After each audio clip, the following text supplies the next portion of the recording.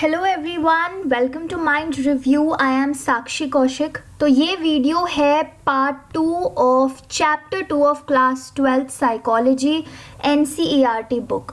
तो हम 12th psychology के जो चैप्टर्स हैं उनको वन बाय वन कवर कर रहे हैं बिकॉज आपकी एग्जाम्स नियर हो रहे हैं, राइट। तो हमने ये चैप्टर 1 तो ऑलरेडी कवर कर लिया है। चैप्टर 2 का फर्स्ट पोर्शन जिसमें सेल्फ कॉन्सेप्ट, सेल्फ एस्टीम, वो सारा जो डिस्कशन था वो हम ऑलरेडी कर चुके हैं। So make sure that you have already watched part 1 and the other videos, और उस सब वीडियोज़ को मैंने एक प्लेलिस्ट में डाल दिया है in the name of 12th NCERT। उस प्लेलिस्ट का लिंक नीचे डिस्क्रिप्शन में आपको मिल जाएगा। So please do watch those videos as well, right. So let us get started with this part 2 today. Part 2 जो है आपकी class 12th psychology chapter 2 self and personality, उसमें हम शुरू करेंगे with a discussion on the concept of personality.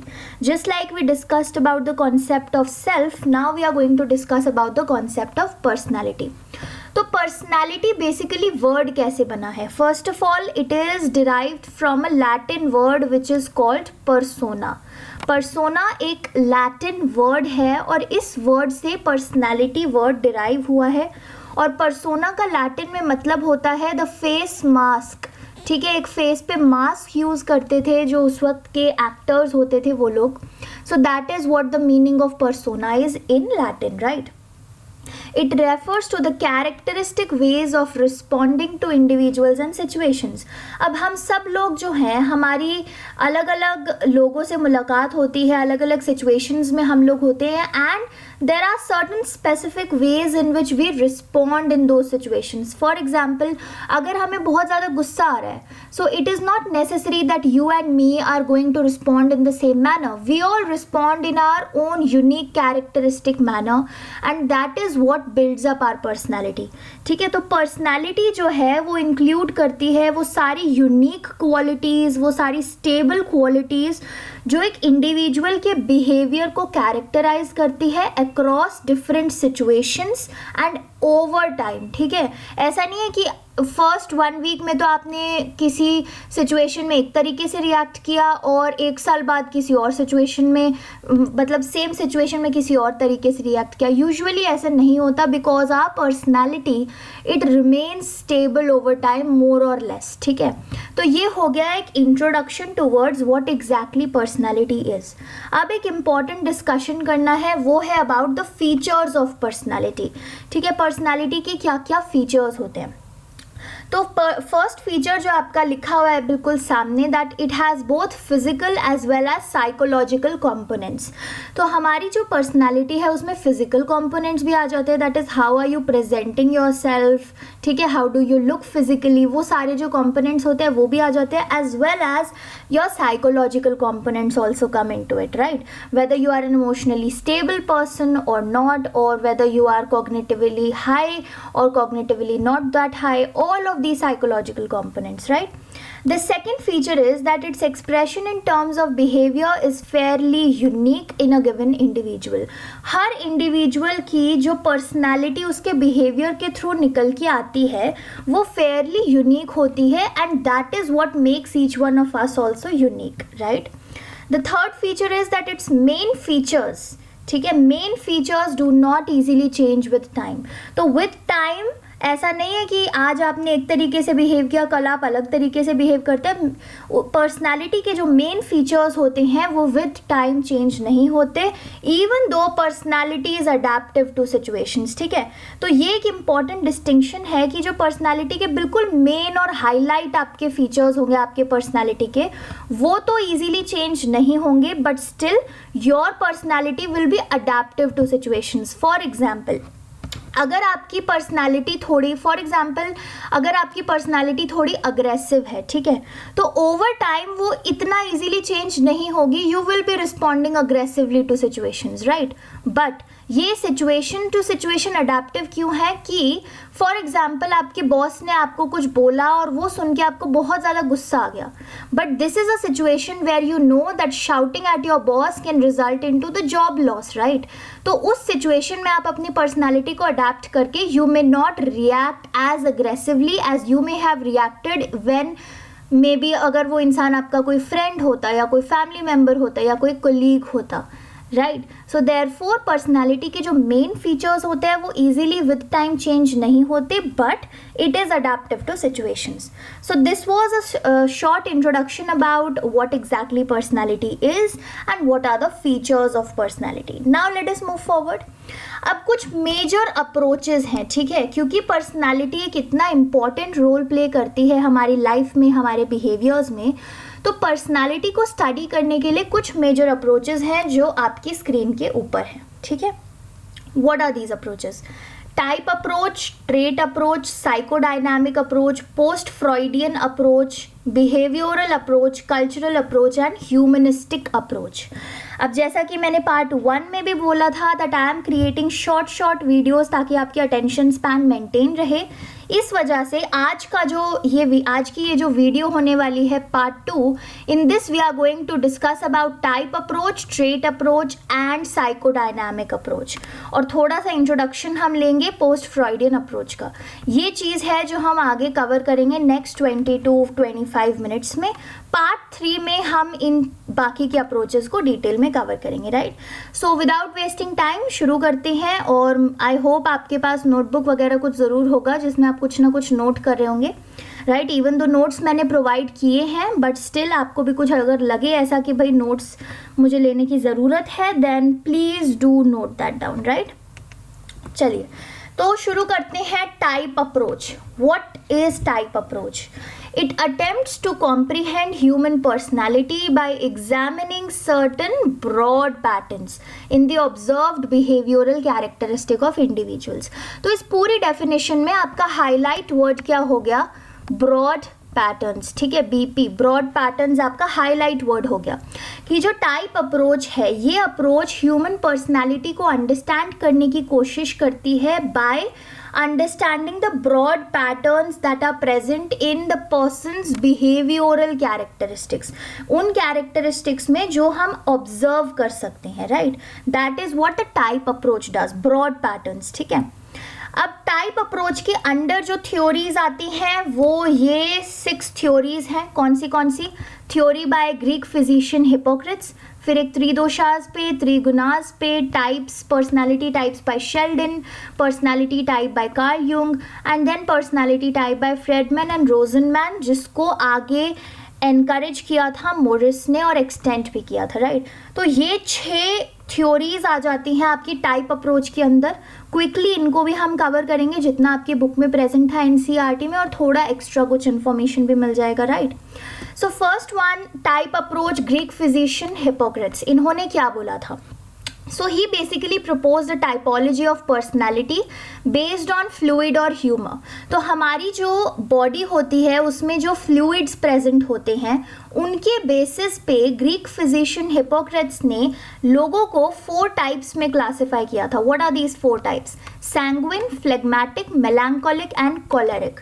तो उनके according जो सैंग्विन क्लास में पीपल आते थे, they are the ones who are pleasure seeking mostly, ठीक है. फ्लेगमैटिक ग्रुप में जो लोग आते थे, they are the ones who are relaxed, ठीक है, उनको कोई ज़्यादा टेंशन नहीं है, they are doing relaxing and that's all. Melancholic class में जो पीपल आते हैं, दे आर एनालिटिकली हैवी, ठीक है, अपना कॉग्निशन उनका अच्छा रहता है. और जो कोलेरिक क्लास में लोग आते हैं, they are usually termed as leaders.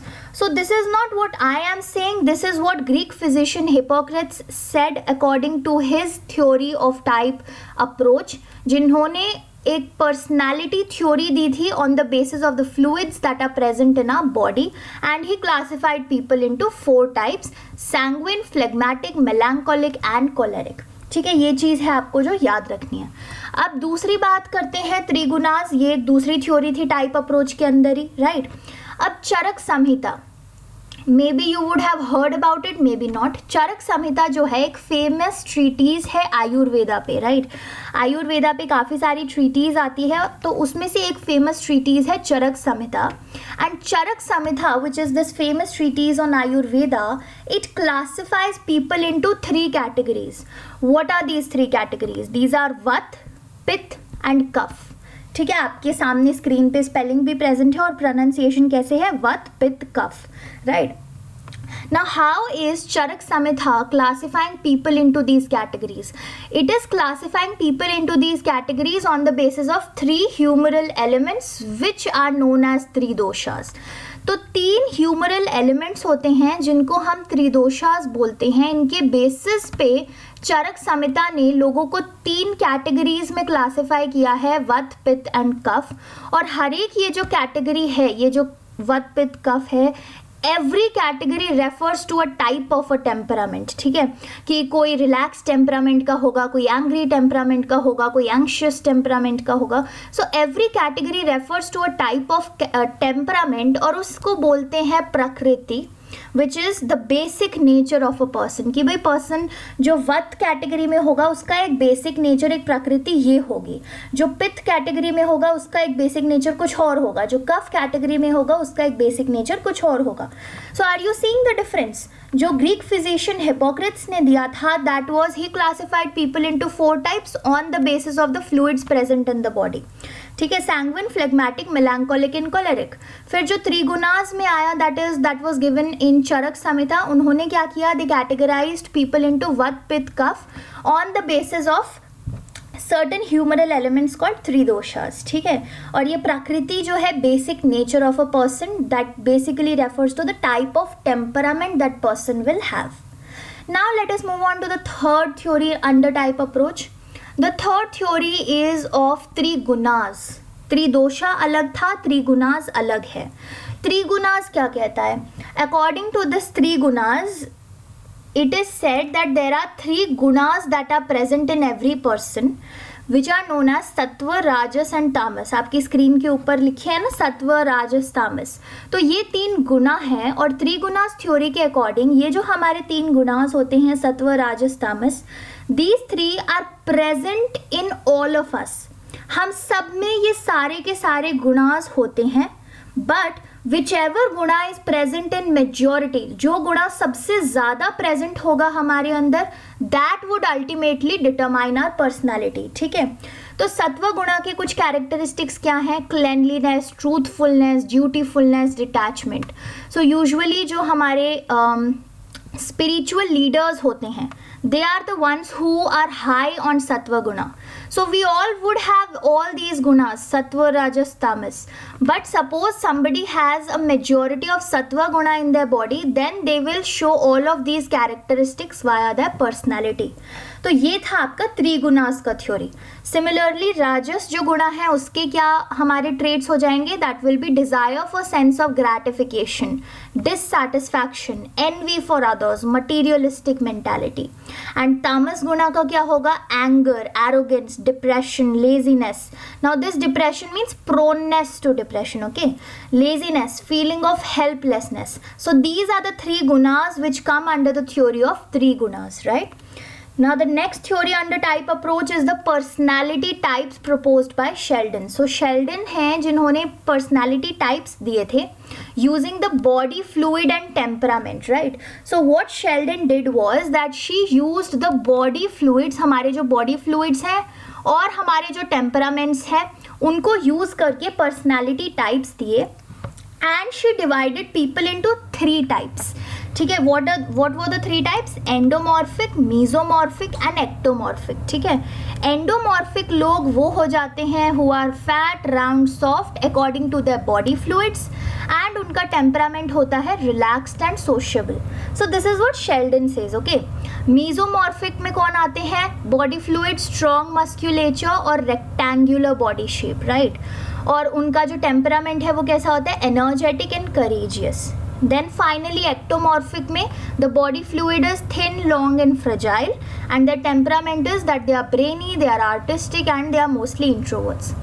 अब एक बहुत important question आपके मन में यहाँ पे आना चाहिए, और वो question ये है कि शेल्डन ने पर्सनालिटी टाइप्स दिए on the basis of body fluid. तो अगर कोई इंसान जो पहले फैट, राउंड और सॉफ्ट है, उसने काफ़ी ज़्यादा कुछ जिमिंग वगैरह करके अपना स्ट्रॉन्ग मस्क्यूलेचर बना लिया, तो क्या उसका टेम्परामेंट चेंज हो जाएगा from relaxed and sociable to directly energetic and courageous? So this is a question that you should get in mind. और यही क्वेश्चन उस समय के बाकी रिसर्चर्स के मन में आया था, because of which Sheldon's theory was not taken forward. because this was one of the major drawbacks of this theory because Sheldon could not answer this question. ठीक है, तो ये हो गया टाइप अप्रोच का एक और theory. Now the next theory under type approach is the personality types given by Carl Jung. Carl Jung का बहुत सिंपल था, इन्होंने क्लासिफाई कर दिया था लोगों को into introverts and extraverts. Introverts according to Carl Jung prefer to be alone, वो चाहते हैं कि भाई अकेला रहें, दूसरे लोगों को वो अवॉइड करते हैं. And they withdraw themselves in the face of emotional conflict. कोई भी इमोशनल कॉन्फ्लिक्ट की बात आएगी they would not like to address it. Whereas extroverts are very sociable, वो दूसरे लोगों के साथ घुलना मिलना चाहते हैं. And they react to stress by trying to lose themselves among people and social activity. कि भाई अपने आप को दूसरे लोगों के अंदर इतना ज़्यादा कम्युनिकेशन हो जाता है, इतना ज़्यादा इंटरेक्शन हो जाता है that they try to ease out their own stress by losing themselves within people, within social activities. So this was the theory under type approach that was given by Carl Jung. And the last theory under type approach was given by Friedman and Rosenman. ठीक है, इन्होंने personality को divide किया था into type A personality and type B personality.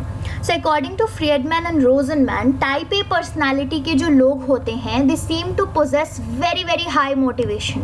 ठीक है, उनमें जो मोटिवेशन लेवल्स होते हैं वो हाई होते हैं, but they lack patience.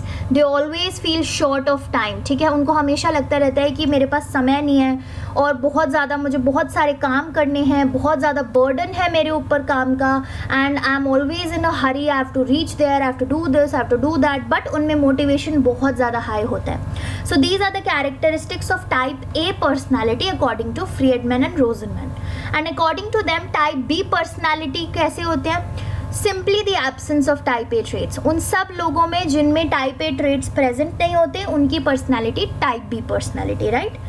Now this theory that was given by Friedman and Rosenman, जिसमें उन्होंने type A type B personality दी, it was extended by a person named Morris. And Morris ने इसको एक्सटेंड करते हुए type C and type D personality दी, right? Morris ने extend किया था. Type C personality according to Morris, इसमें वो लोग आते हैं who have a proneness to get cancer. ठीक है, these people are very cooperative, they are unassertive. Unassertive मतलब उन्हें मना करना नहीं आता, right? They don't know how to say no. They are very patient, they suppress their negative emotions and they show compliance to authority. तो compliance ये चीज़ हमने पहले भी पढ़ी हुई है, इस पर एक वीडियो भी बनी हुई है पूरी, मेक श्योर आप उसे देखें. compliance to authority का मतलब क्या हुआ कि अथॉरिटी जो भी कहेगी उसमें हाँ में हाँ मिलाना, without even thinking about it yourself, right? just हाँ में हाँ मिलाना. So this was type C and type D personality is proneness to depression. तो ये है आपका type approach. So we have completed our type approach. जो theories इसके अंदर आती है, सबसे पहले था Greek physician Hippocrates, 4 types, ठीक है. Then 3 gunas, Vat, Pitta, Kapha. फिर उसकी अच्छा नहीं sorry, that was 3 doshas. This should be 3 doshas, right? This is the type of, this should be 3 doshas. Then 3 gunas में सत्व, राजस, तामस. Personality types by Sheldon, endomorphic, mesomorphic, ectomorphic. Then personality type by Carl Jung, introvert and extroverts. Then Friedman and Rosenman ने दिया था type A, type B. Morris ने दिया type C, type D. Right? With this we complete your type approach. Now we'll move on to the second approach with the help of which we can study personality, and that is known as your trait approach. ठीक है? अब trait approach क्या होता है? It focuses on the specific, ये word आपको highlight करके रखना है, ठीक है? Specific. So trait approach focuses on the specific psychological attributes along which individuals tend to differ in consistent and stable ways. तो जहाँ पे टाइप अप्रोच स्टडी कर रहा था broad aspects of your personality, trait approach is focusing on very very specific psychological attributes जो बहुत specific हैं, बहुत ब्रॉड नहीं है, इजीली विजिबल नहीं है, बट बहुत स्पेसिफिक, बहुत छोटे छोटे डिफरेंसेस जो फिर भी कंसिस्टेंट हैं और स्टेबल हैं आपकी पर्सनैलिटी में, right? So basically trait approach is something which is trying to discover the building blocks of your personality. जैसे हम बोलते हैं ना कि हमारी जो बॉडी है उसके बिल्डिंग ब्लॉक्स होते हैं हमारे sales. So if your type approach was trying to understand your body, your trait approach is trying to identify the cells which are present in your body. ठीक है, this is how you can understand the difference between the two. अब trait approach के ऊपर based 3 theories आ जाती हैं. जैसे type approach के ऊपर 6 थ्योरीज थी, वैसे ही ट्रेट अप्रोच में there are 3 theories which are Allport's trait theory, Cattell's personality factors and Eysenck's theory. These are the 3 theories which come under this, right? Let us study them. सबसे अच्छा, इन theories को पढ़ने से पहले you should know something about trait. What do we mean by trait और features क्या होते हैं ट्रेट के.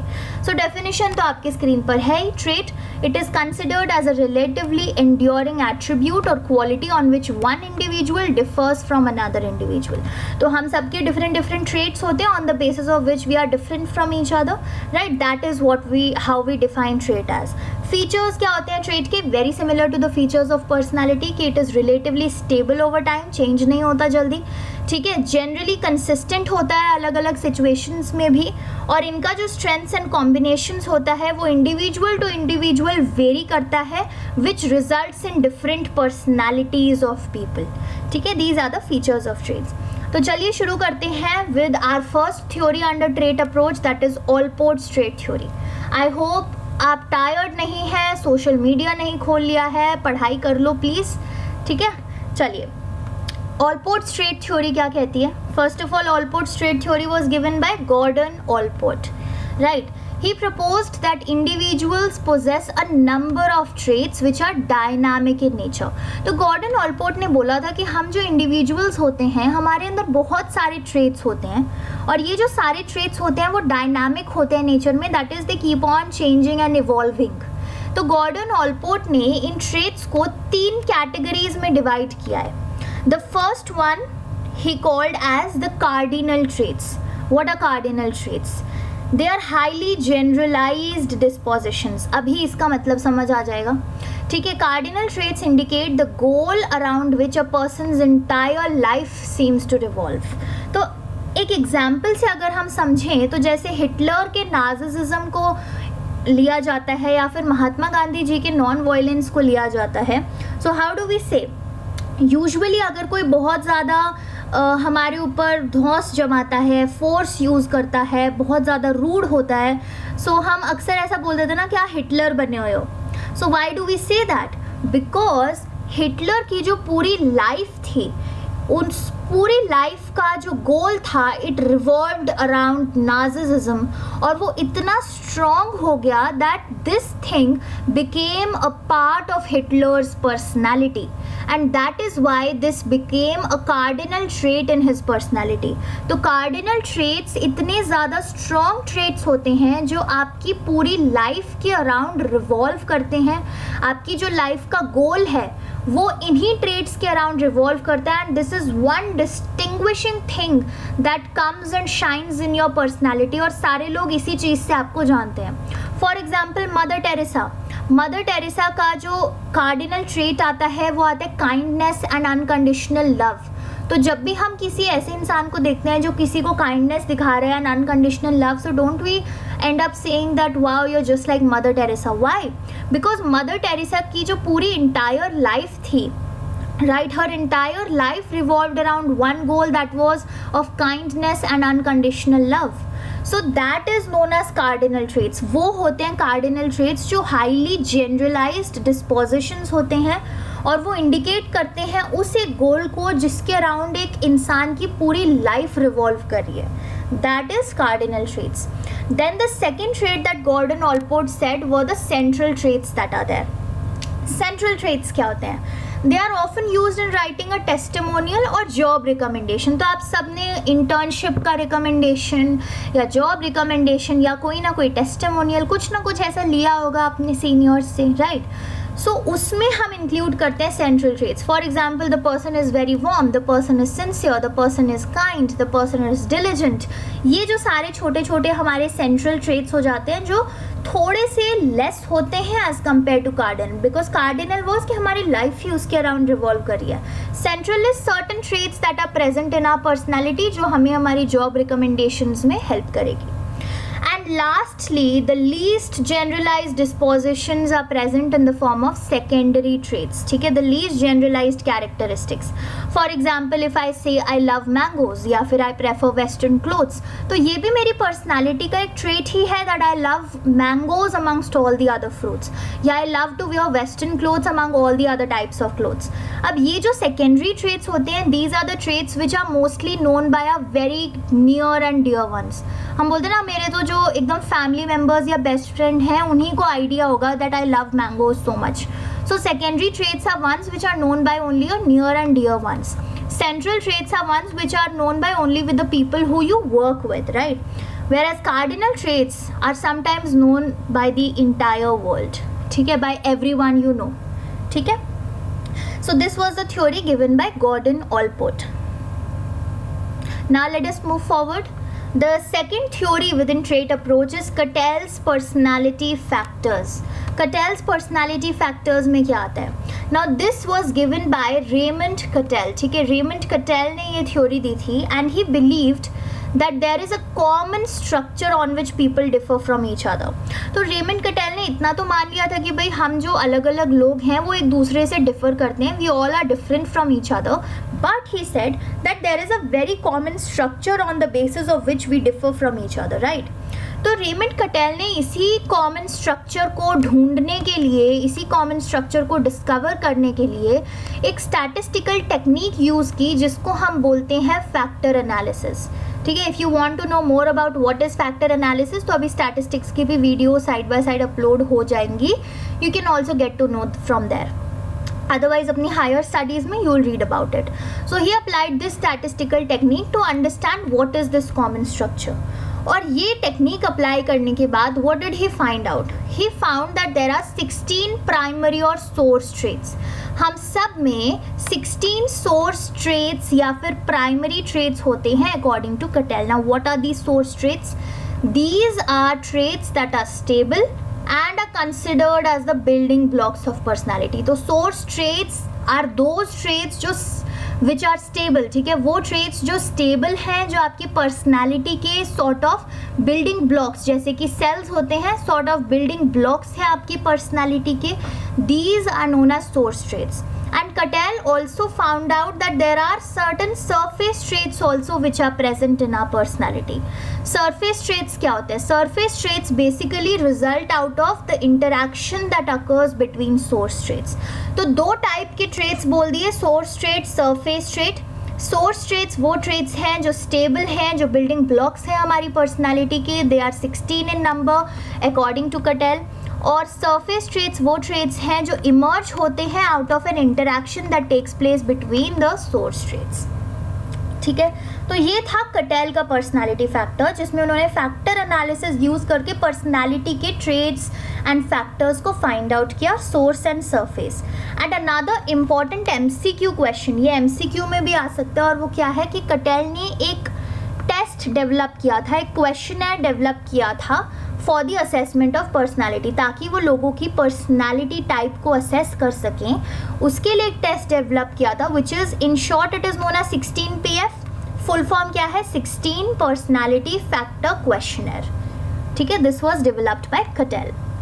Now let us move forward. I hope आपको ये चीज़ें क्लियर है. गॉर्डन ऑलपोर्ट की trait theory, then Cattell's personality factors, and now we are going to discuss about the trait approach given by Eysenck. ठीक है, trait approach के under जो theory है आइसेंक की वो डिस्कस करेंगे. First of all this was given by H.G. Eysenck. He propose that personality can be reduced into 2 broad dimensions. ठीक है, आइसेंक ने क्या बोला कि हमारी जो पर्सनैलिटी है उसको इतना ज़्यादा पढ़ने की क्या ज़रूरत है, उसको तो सिंपली हम 2 ब्रॉड डायमेंशंस में जो है रिड्यूस कर सकते हैं. What are these 2 broad dimensions? One is neuroticism versus emotional stability and second is extraversion versus introversion. So neuroticism versus emotional stability क्या होता है? It refers to the degree to which people have control over their feelings. तो emotionally stable लोग तो वो हो गए who have control over what they are feeling, how they are feeling and they know about it. Whereas neuroticism में neurotic people are those who do not have control over their emotions, who are not aware about what they are feeling. उनको खुद को ही नहीं पता होता उनके क्या emotions चल रहे हैं अभी मन में. So first dimension क्या हो गई, neuroticism versus emotional stability की, which is referring to the degree to which people have control over their feelings.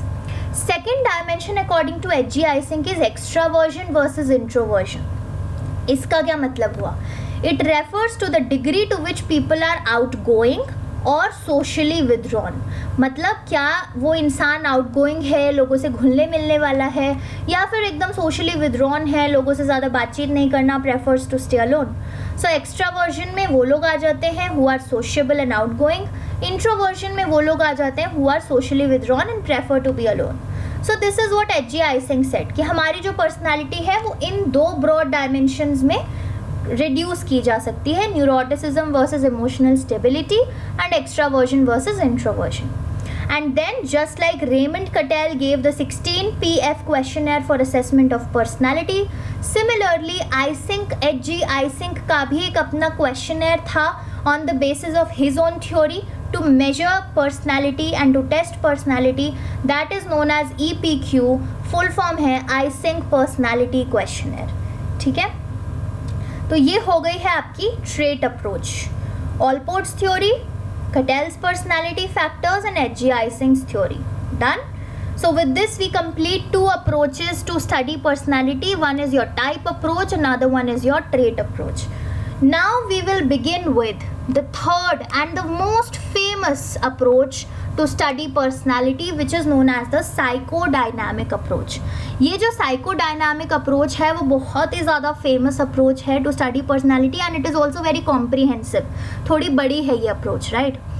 Who gave the psychodynamic approach? Sigmund Freud. And Sigmund Freud is also known as the father of psychoanalysis. अच्छा, यहीं पे एक question आ जाता है, tell me who is the father of psychology. बहुत लोग confuse होके बोल देते हैं कि Sigmund Freud is the father of psychology, but Sigmund Freud is the father of psycho analysis, जो इन्होंने खुद ने दिया था. बट साइकोलॉजी, ये सिंबल होता है साइकोलॉजी का, साइकोलॉजी के फादर कौन है ये अपने आप को आंसर करो. मैं अभी आंसर बिल्कुल नहीं बताऊंगी, बहुत बार मैंने वीडियोज में डिस्कस किया, right. I hope that you know it. Okay, तो जिन्होंने आंसर किया वेरी गुड, कीप लर्निंग. जिन्होंने आंसर नहीं कर पाए, please go back and watch some previous videos, थोड़ा और रिसर्च करो and please know this fact, it is important, right.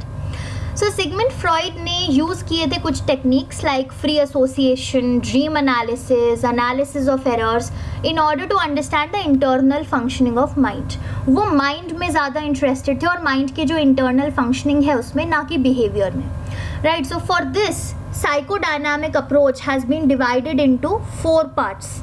क्या 4 पार्ट्स हैं? Levels of consciousness, structure of personality, ego defence mechanisms and stages of personality development. ये सारी चीज़ें psychodynamic approach के under आ जाती है, which are given by Sigmund Freud. तो एक एक करके हम इनको डिस्कस करेंगे. तो जो हमारा लेवल्स ऑफ कॉन्शियसनेस है उसमें 3 पार्ट्स में डिवाइड किया गया है कॉन्शियसनेस को, according to Sigmund Freud once again. ठीक है, मैं नहीं कह रही हूँ, ये सिगमंड फ्रॉइड कह के गए हैं. What are the 3 parts? Conscious, pre और सबकॉन्शियस एंड अनकॉन्शियस. तो कॉन्शियस क्या होता है? It includes all those thoughts, feelings and actions of which people are aware. तो वो सारी थॉट्स, वो सारी फीलिंग्स और वो सारे बिहेवियर्स और एक्शंस जिनके बारे में आप अभी एट प्रेजेंट अवेयर हो, they will make up your conscious. और प्री कॉन्शियस और सबकॉन्शियस क्या होता है? ठीक है, कुछ भी आप बोल सकते हो, या तो प्री कॉन्शियस बोलो या सबकॉन्शियस बोलो, right. It includes all those mental activities of which people may become aware only if they attend to it closely. मतलब वो सारी चीज़ें जो उनके माइंड में प्रेजेंट तो है लेकिन अभी इस वक्त उनको उसके बारे में पता नहीं है, they may become aware of it if they attend to it closely. और लास्टली अनकॉन्शियस होता है. It includes the mental activity that people are unaware of, जिसके बारे में लोगों को पता ही नहीं होता. It is a reservoir of instinctive और एनिमल ड्राइव्स. अब इस चीज़ को हम एक बड़े छोटे से एग्जाम्पल से समझेंगे, ठीक है. तो मैं एक चीज़ लिखने वाली हूँ अभी स्क्रीन पे और आपको बताना है कि उसके बाद क्या आता है. यहाँ पे लिखती हूँ, आपको बताना है उसके बाद क्या आता है, ठीक है. A B डैश, क्या आता है, A, B and then of course we all know, आप सबने आंसर कर दिया होगा, C आता है ना। सो अभी आप लोग इन अल्फ़ाबेट्स के बारे में तो सोच नहीं रहे थे कि A, B, C, D, E, F, G, इनके बारे में नहीं सोच रहे थे, but you know about it. So that is what is present in your subconscious. वो सारी चीज़ें जिनके बारे में आपको पता है पर आप अभी उनके बारे में नहीं सोच रहे, but if you attend to it closely then you will become aware of it। जैसे मैंने आपको इसके बारे में सोचने पे मजबूर किया, then you attended to it closely and then you became aware of A, B, C, D, है ना। तो आपको ये चीज़ ऑलरेडी पता थी, आपके माइंड में प्रेजेंट थी, बट अभी आप इसके बारे में नहीं सोच रहे थे। वेराज कॉन्शियस का क्या हो जाएगा, जिन चीज़ों के बारे में आप अभी सोच रहे हो, मे बी अब आप अल्फ़ाबेट्स के बारे में सोच रहे हो, right, so that will come into your conscious. उससे पहले आप पढ़ रहे थे अपना ये थ्योरी और अपना क्लास 12th का ये, तो इसके बारे में आप सोच रहे होगे, तो जो भी चीज़ें आप पहले सोच रहे होगे वो आपके कॉन्शियस में आ जाएगा।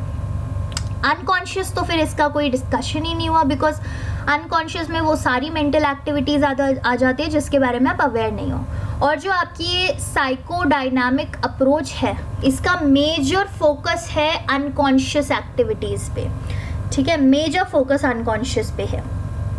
तो इस चीज़ पे एक डिटेल में वीडियो भी है, इनफैक्ट सिगमंड फ्रॉइड की लाइफ हिस्ट्री पे भी एक डिटेल में वीडियो है, एकदम स्टोरी की तरह उसको सुनाया गया है। So if you want you can also listen to that. उस वीडियो को या तो मैं नीचे डिस्क्रिप्शन में डाल दूँगी या फिर आप चैनल पे जाके वीडियोज़ में सर्च कर सकते हैं, right. Now let us move forward.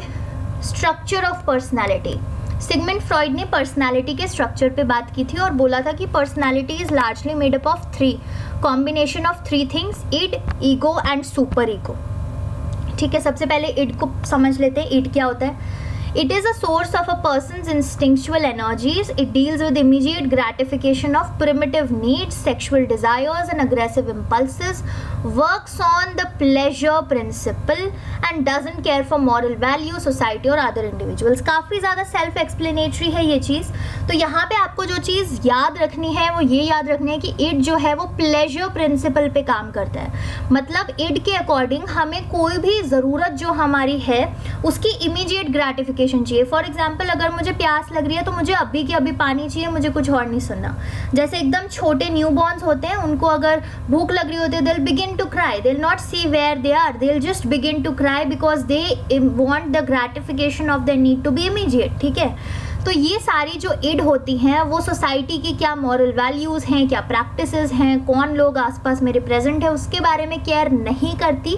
It just works on pleasure principal. उसे अपने आप से मतलब है कि मेरी जो नीड है वो ग्रेटिफाई हो जानी चाहिए, वो सेटिस्फाई हो जानी चाहिए, right. The next one is ego. Ego seeks to satisfy an individual's instinctual needs in accordance with reality. इसीलिए ईगो जो है वो रियलिटी प्रिंसिपल पे काम करता है।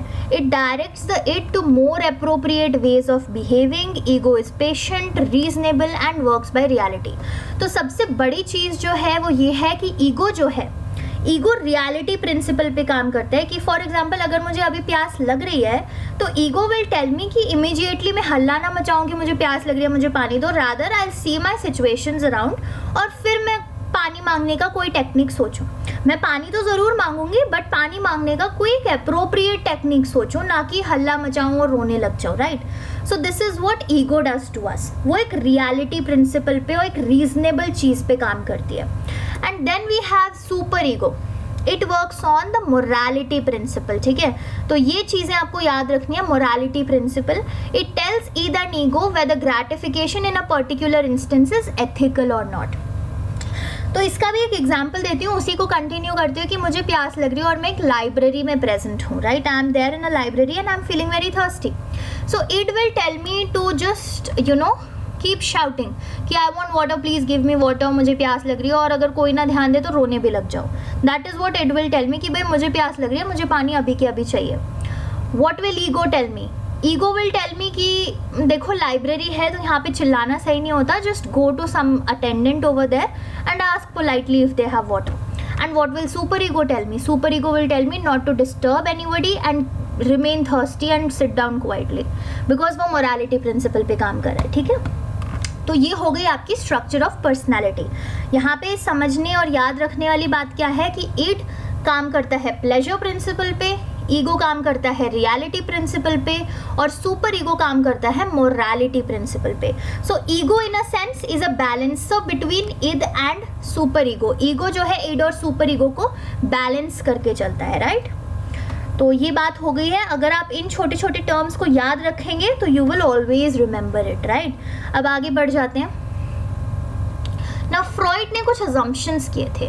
Freud assumed that if id, यहाँ पे डी आना चाहिए, ठीक है, इड है ये.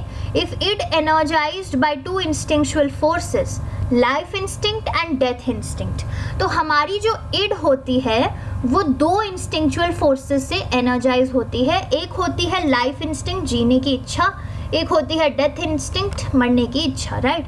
नाउ वो इंस्टिंक्चुअल फोर्स जो हमारी लाइफ फोर्स को ड्राइव करती है उसको हम बोलते हैं लिबिडो. ठीक है, the instinctual force that drives our life instinct according to Freud is known as libido, right? Now the next thing, another very important thing is the ego defense mechanisms. Ego defense mechanisms basically क्या होते हैं? Defense mechanism is a way of reducing anxiety by distorting reality. एकदम classic definition है defence mechanism की कि जब आप किसी भी सिचुएशन में बहुत ज़्यादा एंशियस हो जाते हैं, you do not know what to do and you are highly anxious, so often our human mind in an attempt to reduce that anxiety we try to distort the reality कि हमारी जो reality है उसको ही कुछ ना कुछ उसके साथ डिस्टॉर्शन करने की कोशिश करते हैं. तो कुछ ईगो डिफेंस मैकेनिज्म्स के एग्जांपल समझ लेते हैं, टाइप्स जो हैं वो समझ लेते हैं. First one is repression.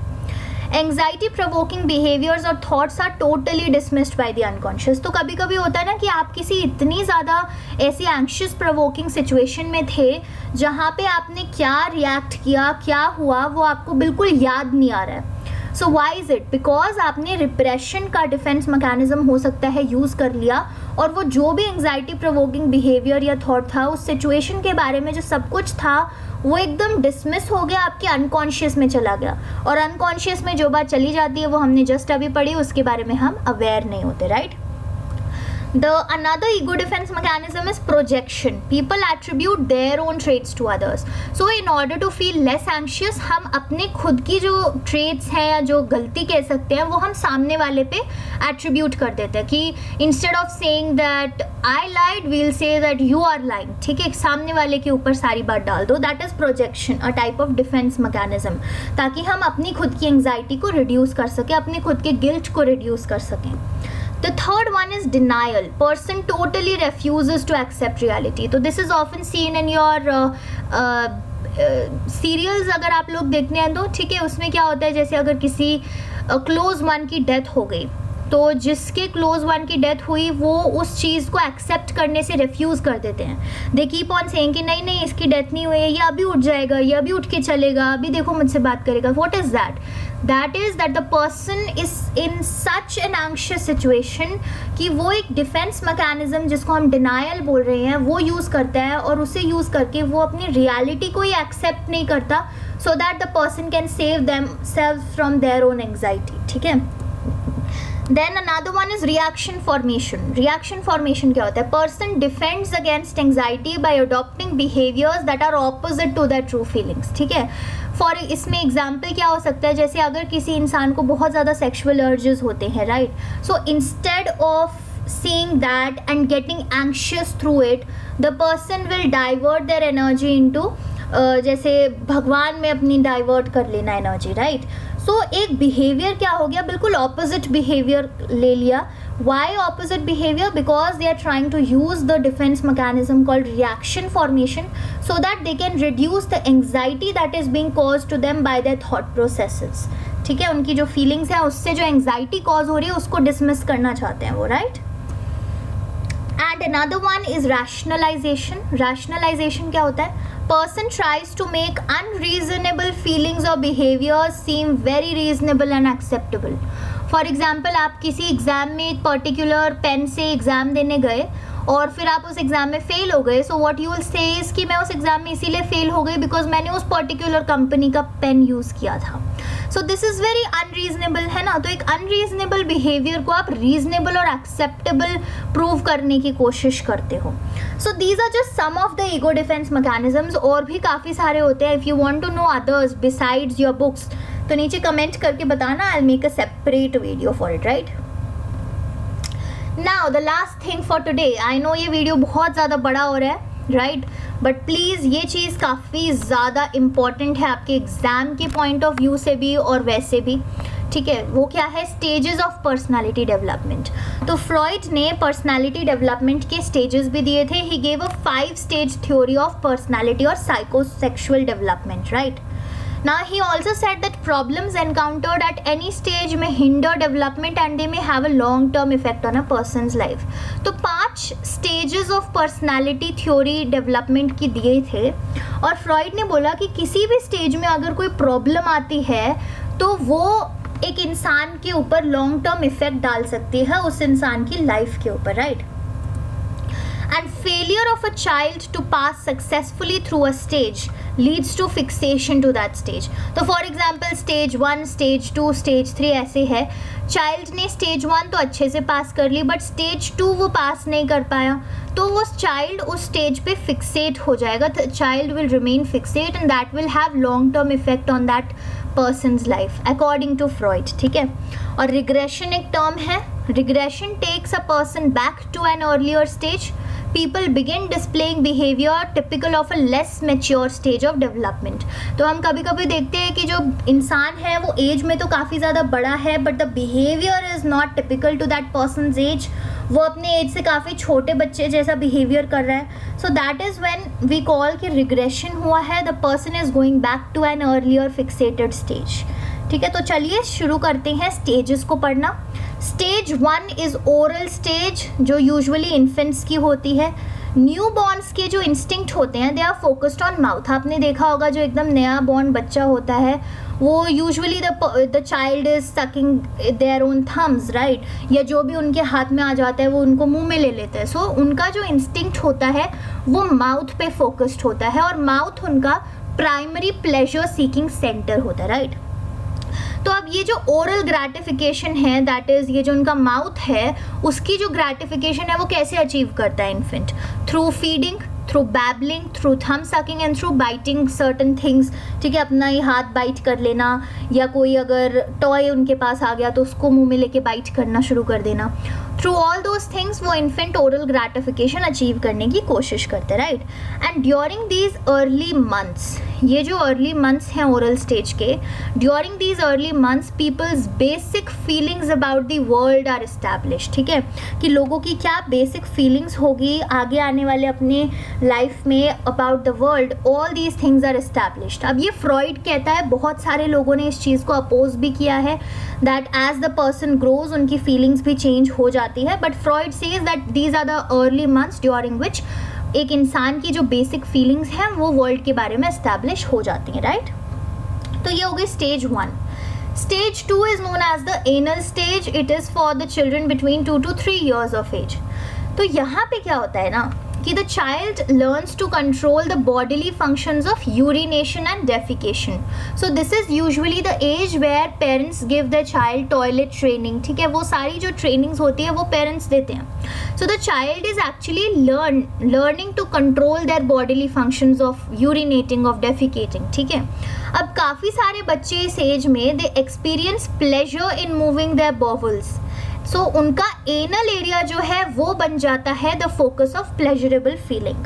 Stage 1 में it was the mouth, stage 2 में it is the anal area. अब ये स्टेज जो है वो इस्टेब्लिश करती है a sort of basis for conflict between the id and the ego, कि if the child follows the id so should the child just instinctually focus on the pleasurable feelings that the child is getting or focus on the reality and behave appropriately. तो ये एक basis of a conflict establish होता है इस age में, right. तो ये हो गया आपका stage 2 anal stage. Next is stage 3 which is known as phallic stage जो कि होता है 4 to 5 years के बीच में. It focuses on the genitals. Children begin to realize the differences between males and females and other genders. ठीक है, तो basically जो हमारे जेनाइटल्स होते हैं उस पर फोकस आ जाता है यहाँ पे, from oral, from mouth to anal area to finally genitals in stage 3. और बच्चों को जो है वो पता लगने लग जाता है that this person is a boy, this person is a girl, ठीक है, दिस पर्सन इज़ बाइसेक्सुअल और यूनिसेक्सुअल. और वो अवेयर हो जाते हैं about the sexuality and the sexual relation that exist between the parents. Now during this stage only something that happens with the boys, the male children. जो male children होते हैं उनके साथ क्या होता है, दे एक्सपीरियंस इडीपस कॉम्प्लेक्स.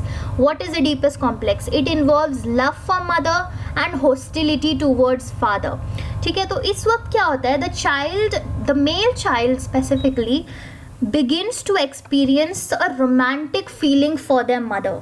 ठीक है, और अपने फादर के टूवर्ड्स उन्हें हॉस्टिलिटी होती है and they feel that why is my father there with my mother should be with me, right. But still उन्हें कॉन्सिक्वेंट फियर भी रहता है of punishment by their father because they are feeling in this manner for their mother. तो इस चीज़ को term करते हैं Oedipus complex. And a male child will successfully complete stage 3 if they overcome this Oedipus complex and they view their mother as mother and father as father. ठीक है, तब हम बोलेंगे कि बच्चे ने स्टेज 3 सक्सेसफुली पार कर ली है. Now this is according to Freud. Once again I would say कि इस चीज़ के बहुत ज़्यादा criticisms भी हैं, but since we have to study this theory so we need to know about all of these things जो हिस्ट्री में हो चुकी है. अब मेल चाइल्ड इडीपस कॉम्प्लेक्स एक्सपीरियंस करता है, सिमिलरली फीमेल चाइल्ड जो है वो इलेक्ट्रा कॉम्प्लेक्स एक्सपीरियंस करती है. what happens to her during this time is she attaches her life to the father. ठीक है, उसको लगने लगता है that I want to create a separate family with my father and she develops romantic feelings for her father and the girl symbolically tries to marry him and raise a family. ठीक है, but once again stage 3 successfully बहुत सारे बच्चे पार कर लेते हैं. And successful thing जब होती है जब the male child overcomes their Oedipus complex and comes in terms with their fathers and female childs overcome the Electra complex and come in term with their mothers. Then we can say कि stage 3 successfully पार हो चुकी है. Then we have stage 4. Stage 4 होता है latency stage, that is from 7 years until puberty या adolescence. ठीक है, so the child during this stage continues to grow physically. ठीक है, फिजिकल ग्रोथ पे ज़्यादा फोकस होता है इस स्टेज में, और जो सेक्सुअल अर्जेस अभी तक की स्टेजेस में थे वो इस स्टेज में आके इनएक्टिव हो जाते हैं रिलेटिवली, राइट. और चाइल्ड की जो ज़्यादातर एनर्जी है that energy is channeled into social and achievement related activities. तो ये वाला जो स्टेज होता है उसमें you will observe that the child is doing participating in so many competitions, focusing on studying and doing other social and achievement related activities, gathering certificates, participating in a lot of events. ठीक है, और यहाँ पे growth होती है physically, sexual urges inactive रहते हैं. And then we have stage 5. Stage 5 is the genital stage that occurs during adolescence. इसमें क्या होता है, the person attains maturity in psychosexual development. That means कि जो अर्लियर स्टेजेस के सेक्सुअलिटी अर्जेस थे, फियर्स थे, रिप्रेस्ड फीलिंग्स थी, वो वापस से इस स्टेज में एक बार फिर एग्जिबिट होती है. ठीक है, वो वापस आती है चाइल्ड के पास. But now the people learn to deal with the members of opposite sex in a very socially and a sexually mature way. जो अर्लियर स्टेजेस में वो ऐसे ही बिहेव कर रहे थे in an immature way, now they know how to behave maturely during this stage. ठीक है, stage 5 के during. So these are the 5 stages that are given by Sigmund Freud in personality development. ठीक है, oral stage, anal stage, phallic stage, latency stage and genital stage. And then we have your post-Freudian approaches. हमने अभी तक 3 approach cover कर लिए, type, trait and psychodynamic approach to study personality. The 4th approach is your post Freudian approach. इसका बस मैं छोटा सा इंट्रोडक्शन दूंगी. Now number of theorists further developed their ideas following Freud. Freud के बाद भी काफ़ी सारे theorists आए थे जिन्होंने अपने खुद के आइडियाज़ करे. ठीक है, उन्होंने जो फ्रॉइड की साइको एनालिटिक थ्योरी थी उसमें अपने खुद के एडिशंस करे, खुद के सब्ट्रैक्शंस करे और अपने खुद के ही वर्जन्स बनाए उस साइको एनालिटिक थ्योरी के। इन थ्योरिस्ट्स को बोला गया है नियो एनालिटिकल और पोस्ट फ्रॉइडियंस, ठीक है। So all the थ्योरिस्ट्स who have developed further their own versions of Freud's psychoanalytic theory, they are referred to as neo-analytic और post-Freudians, ठीक है। अब पोस्ट फ्रॉइडियन अप्रोचेस में हम कुछ थ्योरीज पढ़ेंगे और वो थ्योरीज बेस्ड होंगे कार्ल यूंग के ऊपर, Karen Horney, Alfred Adler, Erich Fromm and Erik Erikson. These are the 5 new analytic और पोस्ट फ्रॉइडियंस जिनके बारे में हम पढ़ाई करने वाले हैं, ठीक है। Carl Jung, Karen Horney, Alfred Adler, Erich Fromm, Erik Erikson. अब ये चीज़ हम पार्ट 3 में कवर करेंगे। पार्ट 3 की वीडियो कल अपलोड हो जाएगी, make sure you also watch that, right. तो जाने से पहले just a very important information, handwritten detailed notes ये जो इस चैप्टर के हैं उसका लिंक मैंने नीचे डिस्क्रिप्शन में दे दिया है। वंस अगेन, जैसे पार्ट 1 में मैंने सिर्फ पार्ट 1 में जितना कंटेंट कवर किया था उतने ही नोट्स दिए थे, सिमिलरली अब जो पार्ट 2 है तो पार्ट 2 तक जितना कंटेंट कवर हुआ है सिर्फ उतने ही नोट्स हैं। आगे के नोट्स आपको कल की वीडियो के साथ ही मिलेंगे। I don't want you to be burdened with a lot of work. तो आपने ये वीडियो अब देख ली है, जाके वो नोट्स को थोड़ा सा पढ़ लीजिए अपने कॉन्सेप्ट्स को और स्ट्रॉन्ग करने के लिए, लिंक डिस्क्रिप्शन में है and then you are good to go. कल मिलते हैं फिर हम पार्ट 3 के साथ and till then you can follow me on Instagram if you want. हमारी वेबसाइट है, उस पर बहुत जल्द आप लोगों के लिए एक अच्छा अपडेट आने वाला है, तो make sure you keep us following and do subscribe to the channel if you feel कि कुछ वैल्यू एडिशन होता है आपकी लाइफ में इससे, right. So till then, have a good day and bye bye. Study well. Meet you tomorrow.